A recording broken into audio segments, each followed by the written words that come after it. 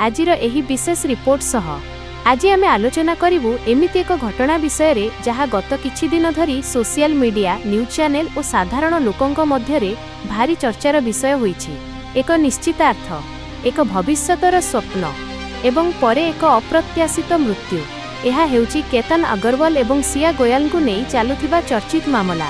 Report अनुसार केतन पुणेर जणे युव व्यवसायी थिले एवं परिवार रे विवाह प्रस्तुति चलीथिला। सियांग सह तांकर निश्चितार्थ होइथिला एवं आगकू विवाह हेबाकू थिला। बाहरु सबुकिछि साधारण और खुशीर भली देखा जाउथिला, किंतु जून 18 तारिखरे घटिला सेही घटना जहा परे समस्त दिग परिवर्तन हेला। सूचना अनुसार सेही दिन दुहे लोहगड़ दुर्ग अंचल को जाइथिले। किछि समय परे खबर आसिला जे केतन खसी पड़िछंती एवं तांकर मृत्यु होईछि। प्रथमे एहाकू दुर्घटना भावे देखा जाइथिला, किंतु परे परिवार पक्षरु संदेह प्रकाश पाइथिला। परिवारर कहिबा अनुसार केतन ट्रेकिंग रे अनुभवी थिले एवं घटनार परिस्थिति उपरे सेमानंकर प्रश्न थिला। एहा परे पुलिस अधिक तदंत आरंभ कला। तदंत आगकू बढ़िबा सह सीसीटीवी कॉल रेकर्ड और डिजिटल प्रमाण जांच होला। एठारु आसिला नुआ नाम चेतन चौधरी। पुलिस दाबी अनुसार सिया और चेतनंक मध्यरे दीर्घ समय धरी संपर्क थिबा तथ्य जांच हेउछि। तदंतरे कॉल रेकर्ड और लोकेशन डाटा को मध्य जोड़ा जाइछि। केतेक रिपोर्ट रे दाबी करा जाइछि जे घटना पूर्वरु अनेक थर योजना होइथिबा संदेह उपरे पुलिस तदंत करुछि। एही सबु तथ्य तदंतर अंश एवं अदालत रे प्रमाण हेबा बाकी रहिछि।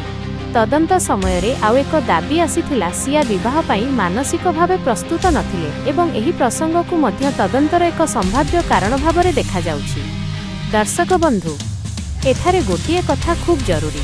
कौनसी संपर्क रे मतभेद असहमति किंबा चाप थाई पारे, किंतु समाधान सबुबेले आलोचना स्पष्ट निष्पत्ति और आईन सम्मत पथ माध्यम रे हेबा उचित। एही घटना को नहीं सोशल मीडिया रे अनेक मत आसीछि, किंतु सोशल मीडिया प्रतिक्रिया और आईन अनुसार प्रमाण दुईटी अलगा विषय।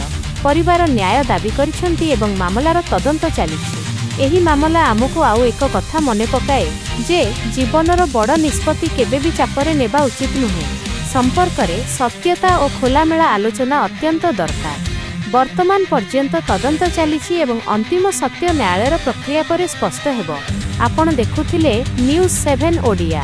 वीडियो भल लागिथिले लाइक शेयर एवं सब्सक्राइब करंतु। धन्यवाद।